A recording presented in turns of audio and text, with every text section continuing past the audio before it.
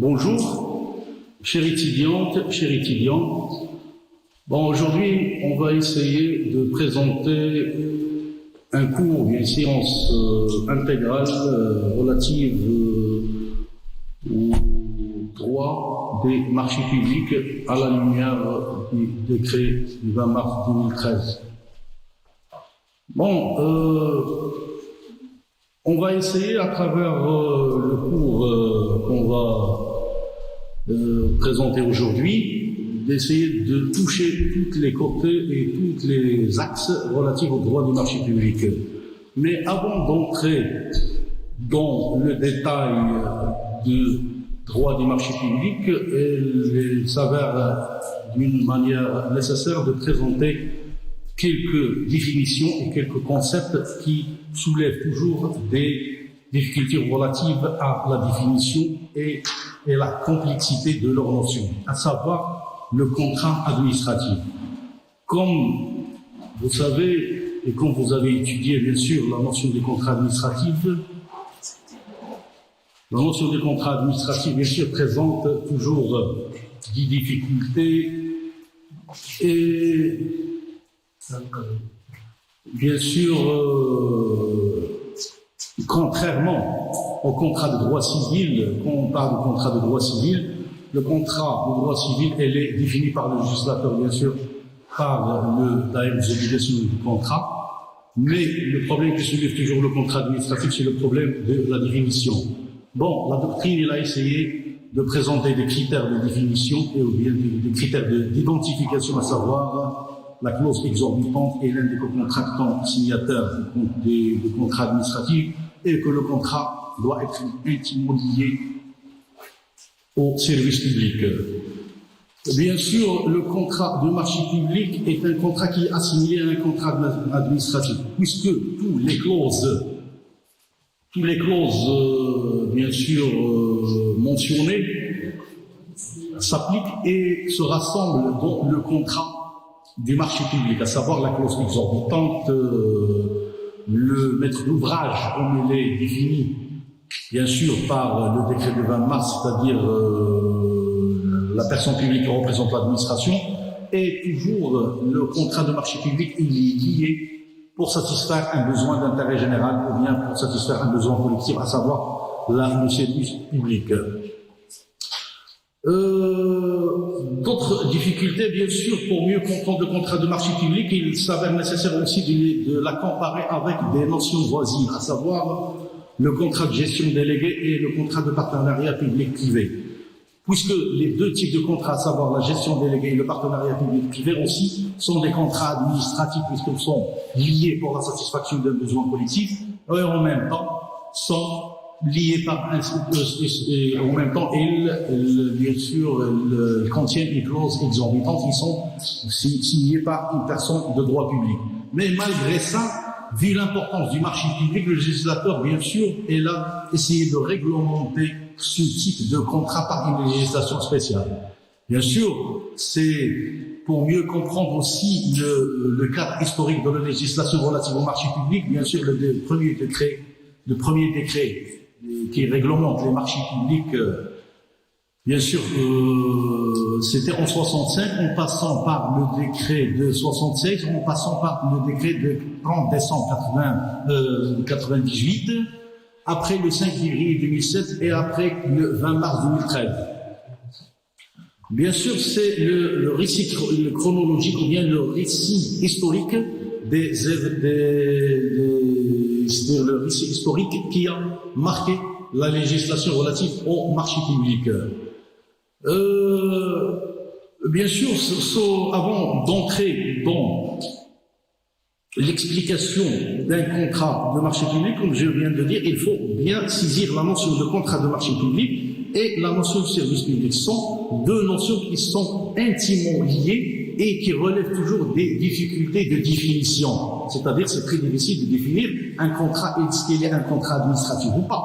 Bien sûr, en cas de litige, on saisit le juge administratif qui joue toujours un rôle prépondérant dans l'accompagnement des notions de droit public. Et que vous savez que le droit public, que le droit administratif, c'est un droit jurisprudentiel. Et le juge administratif est là joué un rôle prépondérant dans la cristallisation de la substance du droit administratif ou bien de la règle juridique en droit administratif, vu son rôle créateur de la règle en droit administratif. La même chose pour les services publics. Le service public, il connaît une évolution. En commençant bien sûr par l'évolution historique depuis son apparition, c'est-à-dire après l'arrêt de Blanco et en passant par les arrêts et aussi la participation, sans oublier l'opposition doctrinale du point de vue historique qui était entre l'école de Bordeaux et l'école de Toulouse. Après, il y a la conciliation jurisprudentielle qui a été jouée à l'époque par le Conseil d'État. Le Conseil d'État, bien sûr, il a essayé d'accompagner la notion du service public. C'est-à-dire, il y a la notion classique. Après, il y a une évolution classique du service public, c'est-à-dire en passant parce que le service public, à son tour, il connaît une évolution parce qu'il est fondé sur la notion d'utilité publique. Et la notion d'utilité publique, c'est une notion qui est très difficile à utiliser. Bon, bref, les deux notions, le service public et les contrats administratifs, sont intimement liés, parce que le contrat, comme je viens de présenter la première définition, c'est très difficile de présenter une définition d'un contrat administratif, et c'est très difficile de présenter une définition, c'est-à-dire faire des services publics. Voilà les difficultés que présente, premièrement, la notion du contrat administratif et la notion du service public. Bon, comme je viens de dire aussi que, vu l'importance des contrats du marché public, le législateur, bien sûr, il a légiféré les marchés publics par une législation spéciale. À savoir, comme on vient de citer le cadre historique de législation du marché public, en matière de marché public, c'est-à-dire on a commencé par 65, mais on a jusqu'à présent le décret qui est en vigueur, c'est le 20 mars 2013. Mais un point très important, il faut tracer une limite entre deux périodes, c'est-à-dire en commençant par la deuxième période de législation, à savoir le 30 décembre 98 et après le 5 février 2017, après le 20 mars 2013. Au moment de 30 décembre 2013, l'apparition des décrets de 30 décembre 98, on a senti que le législateur marocain, il a essayé d'introduire pour la première fois ce qu'on appelle les règles de gouvernance. Les règles de gouvernance qui encadrent l'achat public, à savoir la liberté d'accès à la commande publique et la libre concurrence et la protection des droits des soumissionnaires. Bien sûr, et la protection des droits soumissionnaires et l'égalité d'accès à la commande publique. Bon, ces règles, bien sûr, qui encadrent l'achat public. Bon, on va essayer, d'après ce qui suit, on va essayer dans quelle mesure le législateur ou bien les praticiens ou bien l'exécution des marchés publics, c'est-à-dire le maître d'ouvrage et les intervenants au niveau en matière de la commande publique essaient de respecter ces règles de gouvernance, à savoir la transparence et l'égalité d'accès à la commande publique et la concurrence et la protection des droits des soumissionnaires. Et aussi, il y a un autre élément qui vient de s'ajouter, c'est la protection, bien sûr, de l'environnement. Bien sûr, avant, ou bien après, bien sûr,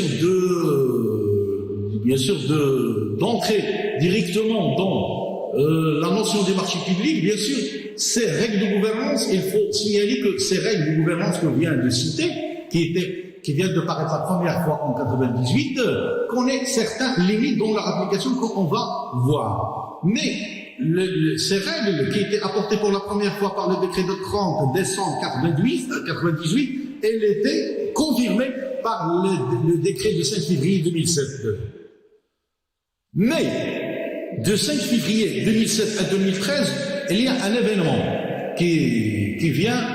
C'est, bien sûr, il y a au niveau législatif, le Maroc, il a connu une réforme législative, à savoir la Constitution 2011. La Constitution 2011, bien sûr, qu'on connaît tout le monde, bien sûr, il a apporté plusieurs principes et plusieurs droits, il a constitutionnalisé plusieurs droits, plusieurs principes, plusieurs libertés. Chose qui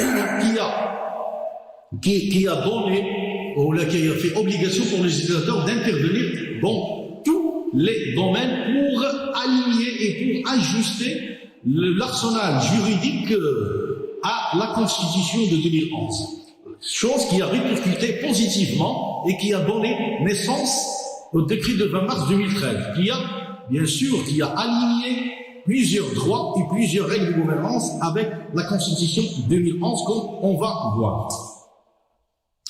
Bon, c'est une introduction, bien sûr, elle était nécessaire pour mieux comprendre qu'est-ce qu'on entend par droit, par un marché public, et quelles sont les difficultés, où résident les difficultés de saisir d'abord, qu'est-ce qu'on entend par un marché public.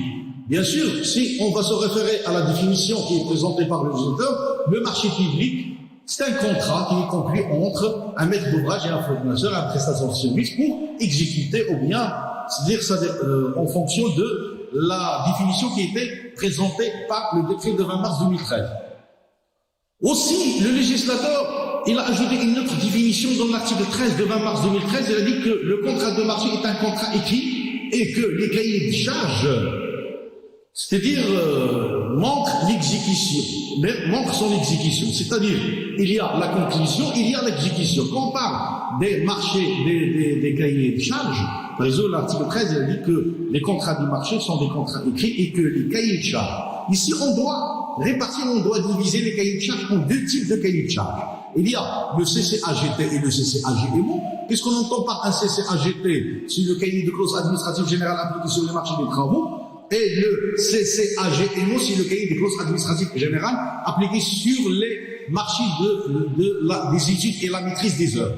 Ces cahiers de charges, ils ont un aspect réglementaire parce qu'ils sont approuvés par un décret, alors ils ont la même force que le décret, ils sont appliqués comme la loi. Mais il y a d'autres types, bien sûr, des marchés, des cahiers de charges qui sont élaborés par le maître d'ouvrage. On va voir par exemple le CPS.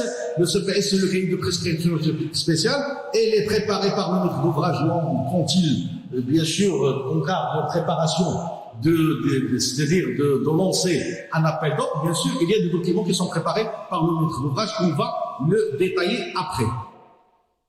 Maintenant, on va essayer d'entrer directement sur la notion, sur la classification des marchés publics pour mieux comprendre et pour mieux décortiquer cette notion des marchés publics. Bon, on va présenter quelques critères de classification. On va présenter ces classifications pour saisir la notion des marchés. Alors, le premier critère, on peut classer les marchés publics d'après le premier critère. Alors, le premier critère, c'est quoi? C'est le mode de passation. Alors, c'est pas tous les marchés publics sont passés de la même mode. Alors, le premier mode qui est connu, on voit, il y a le respect total du principe de la gouvernance, à savoir l'appel d'offres ouvert.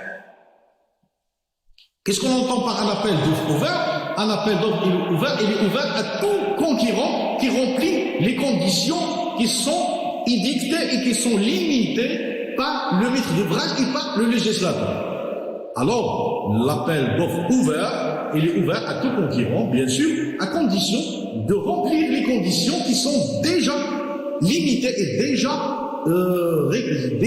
édictées par le maître d'ouvrage. Quand on parle de maître d'ouvrage, le maître d'ouvrage, c'est-à-dire l'administration de la personne publique. C'est lui c'est pas le titulaire du marché, mais le maître d'ouvrage, c'est lui qui représente l'administration. C'est parmi les premiers contractants des marchés publics. Elle est nécessaire puisque on ne peut pas concevoir une personne de droit privé qui va signer un marché, à l'exception des personnes privées qui sont chargées de gestion des services publics. Ça, c'est un autre type de gestion qu'on va essayer de le traiter après. Alors, ici, l'appel d'offres ouvert, mais, comme je viens de dire, on voit qu'il y a le respect de tous les principes. La liberté d'accès à la commande publique. Tout le monde, il est libre, mais à condition. Il y a la concurrence, il faut ouvrir la concurrence d'une manière, c'est-à-dire d'une manière intégrale. Parce que comme on dit, la non-concurrence tue l'intelligence. Il y a aussi la transparence, c'est-à-dire que l'administration, elle est appelée à faire la publicité avec tous les moyens. C'est pas seulement les journaux. Il y a aujourd'hui le portail du marché public.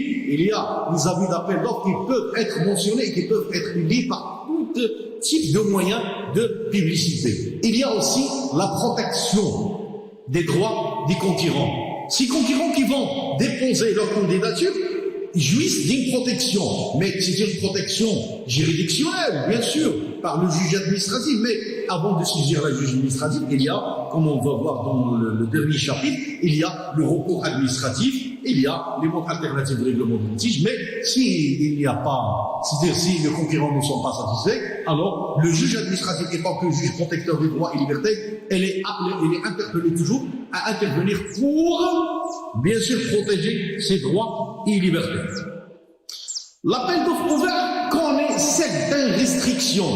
Alors, quand on passe de l'appel d'offres ouvert, il y a l'appel d'offres avec présélection. Voilà. Maintenant, on voit qu'il y a certaines restrictions au principe de des règles gouvernantes. Mais ces restrictions sont obligées et sont imposées par la nécessité des besoins de l'administration. Parce que l'article 5 du décret du 20 mars 2013, qu'est-ce qu'il oblige? Il oblige les administrations à déterminer leurs besoins d'une manière préliminaire, que l'administration doit déterminer d'une manière précise ses besoins. Alors, il y a des besoins qui sont déterminés d'une manière, c'est-à-dire d'une manière préliminaire, mais si la nécessité des besoins oblige que c'est pas tous les concurrents, c'est pas tout le monde peut satisfaire ce besoin, alors l'administration a le droit de faire recours à l'appel d'offres avec présélection. Comment on passe l'appel d'offres avec présélection? C'est en deux étapes. Il y a la présélection qui va être effectuée par une commission de présélection. On va présélectionner premièrement, c'est-à-dire les concurrents qui vont déposer leur candidature. L'appel d'offres aussi, on voit un autre cas de figure, c'est l'appel d'offres restreint. Pourquoi elle est restreinte? Elle est restreinte à un type des entreprises qui sont spécialisées, qui sont appelées à satisfaire d'une manière précise le besoin de l'administration.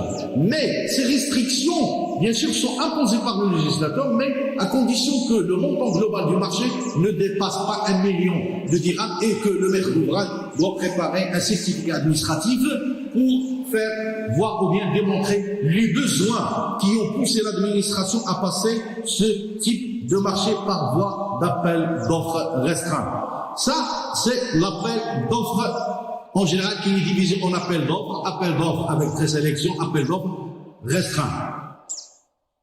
Il y a ce qu'on appelle le marché négocié. Le marché négocié, bien sûr, avant d'expliquer qu'est-ce qu'on entend par négocier, parce que une fois on va dire que la commande publique elle est encadrée par une règle de gouvernance, à savoir la liberté d'accès à la commande publique, la concurrence et la participation de tous les concurrents et la protection des libertés et tout ça. Après, on voit que le législateur il a autorisé à l'administration de passer des marchés de gré à gré, c'est-à-dire par voie négociée. C'est la nécessité de l'administration, parce que quand on parle des besoins de l'administration, il faut définir les besoins de l'administration. Mais c'est-à-dire la gravité, vu la violence des principes de gouvernance, le législateur il a autorisé l'administration à passer à ce type de voie, mais à condition, vu qu'il a, bien sûr, il a mentionné même les cas que l'administration peut passer, bien sûr, des marchés par voie négociée. Par exemple, quand il s'agit des marchés qui ont un lien avec la défense nationale, avec la sécurité nationale, avec des événements, bien sûr que l'administration ne peut pas attendre bien que, vu l'importance de la patrie, bien sûr, pour les données qui ont un rapport avec la défense nationale, avec la sécurité nationale, elle n'est pas autorisée à tout le monde de les savoir. À ce moment-là, l'administration est là, le droit de passer directement à passer des marchés à voie négociée. Il y a aussi un autre monde, ça s'appelle le concours. Le concours, bien sûr. Pourquoi le concours? Le concours, c'est une sorte de compétition. Alors, le concours, elle est utilisé comme mode de passation de la commande publique, toujours quand le besoin de l'administration, elle a toujours un aspect architectural, urbanistique, c'est-à-dire on prépare, c'est-à-dire on va organiser une sorte de compétition, une sorte de concours entre, par exemple, les architectes. On a besoin d'avoir une conception architecturale pour construire, bien sûr, une faculté ou bien une bibliothèque, médiathèque, par exemple. D'abord, on doit avoir la conception architecturale, après on va passer à la construction. Malgré aujourd'hui que le décret de 20 mars 2013, il a apporté ce qu'on appelle les prestations architecturales qu'on va essayer de les traiter séparément. Il y a les prestations architecturales négociées, il y a 3 types de prestations architecturales qu'on va les détailler, bien sûr, après. Après, il y a la bande de commande. Bien sûr, la bande de commande, bien sûr, vu que l'administration, vu la complexité et la diversité de ses besoins, parfois il n'a pas le temps de faire, bien sûr, un appel d'offres qui va durer 21 jours, par exemple, dans les appels d'offres, et parfois il peut durer plus de 40 jours quand le montant des marchés passe une grande somme. Alors, il est obligé, bien sûr, à passer des bons de commande, mais dans des conditions, bien sûr, qui sont très strictes. Bon, pour mieux comprendre la bande de commande, il faut aussi revenir un petit peu à l'histoire et poser la grande question: est-ce que la bande de commande est considérée comme un marché public ou pas? Bien sûr, la jurisprudence marocaine, depuis la création de la Chambre administrative de la Cour suprême, à l'époque Cour de cassation actuellement, bien sûr, elle a connu un certain revirement. Parfois, elle a considéré que la bande de commande est un contrat de marché public. Parfois, elle a considéré que la bande de commande, c'est un contrat qui est assujetti au droit commun. C'est-à-dire, c'est le juge compétent, c'est le juge de droit commun qui est compétent. Mais, dernièrement, toutes les juridictions administratives, ils ont confirmé, ils ont reconnu la qualité, bien sûr, d'un marché public pour un bon de commande. Mais quelles sont les conditions? Bon, les conditions, bien sûr, on va essayer de les traiter, bien sûr. Au niveau du montant, le montant, il est, bon, pour 200 000 dirhams, qui peut être, bien sûr, relevé jusqu'à 500 000 dirhams, avec une autorisation de ministre compétent et de ministre de Finances. Et pour une année, et pour une seule prestation, et pour un seul sous-ordonnateur. Alors, pour une prestation, mais la difficulté qui soulève le bon de commande aujourd'hui, c'est la question de la prestation. Bien sûr, l'article 16 des décrets de 20 mars et 98 du 20 mars aussi, il essaie de donner une définition et aussi il fait le renvoi à l'annexe A. C'est-à-dire qu'il y a un annexe qui contient une liste des prestations qui peut faire objet de la bande de commande. Alors,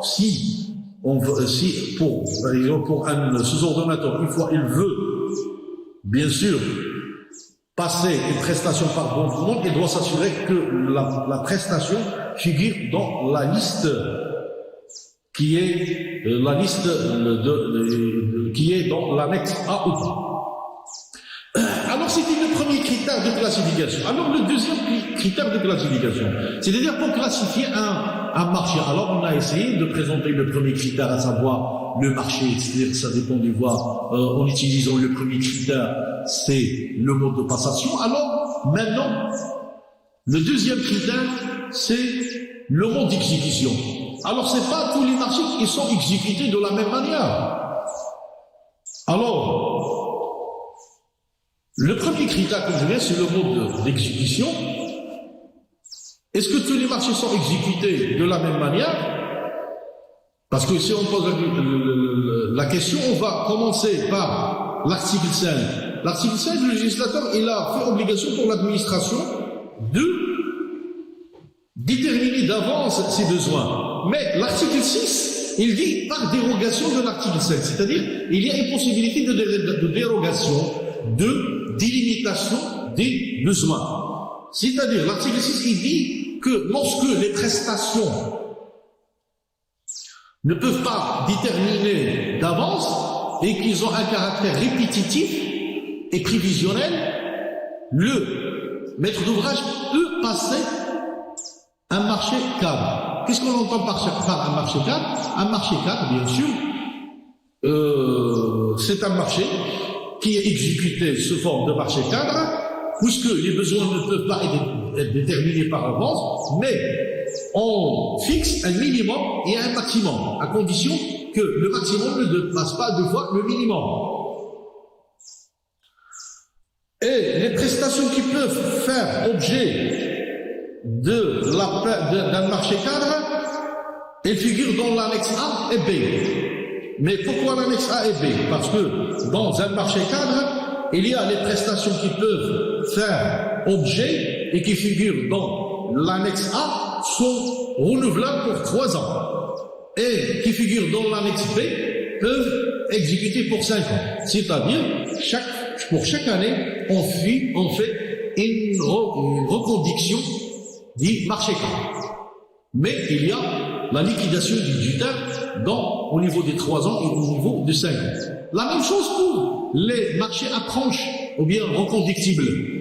C'est-à-dire, il y a certaines ressemblances entre reconductibles et marché cadre. Bien sûr, dans les marchés reconductibles,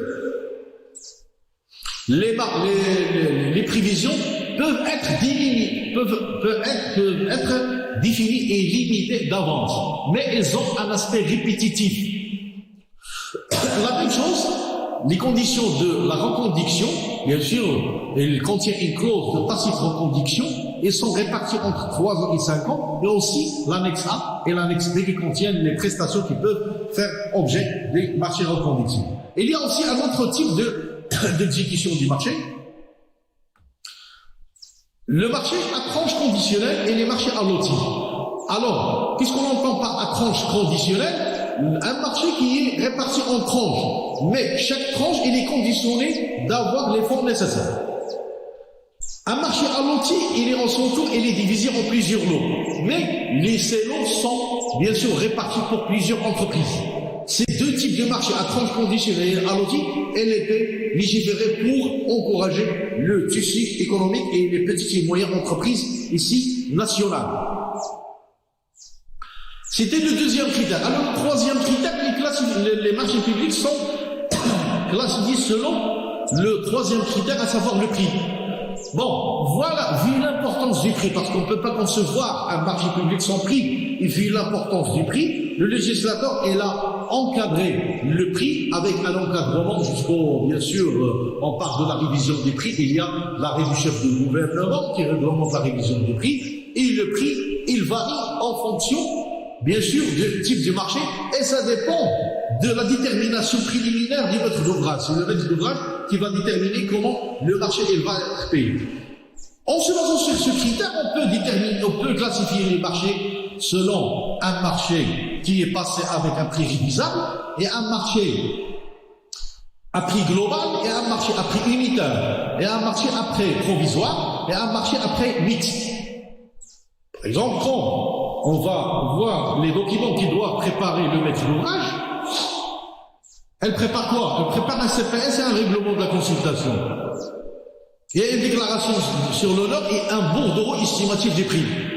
Et aussi, il doit mentionner dans le CPS comment le prix du marché doit être, bien sûr, ou bien comment le marché doit être payé. Est-ce qu'il va être payé avec une clause provisoire, avec un prix révisable, sachant que tous les marchés des travaux sont passés nécessairement par un prix révisable.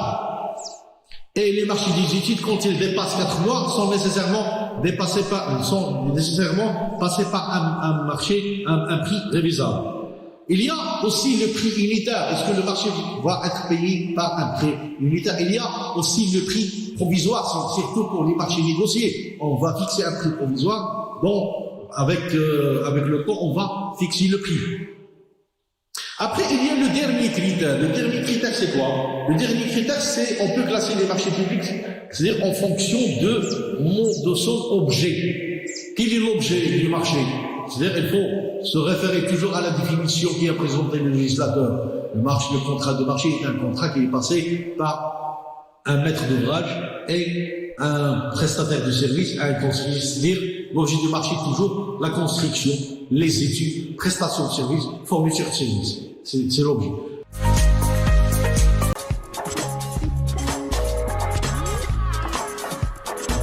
إن أعجبك الفيديو لا تنسى الإعجاب والاشتراك في القناة.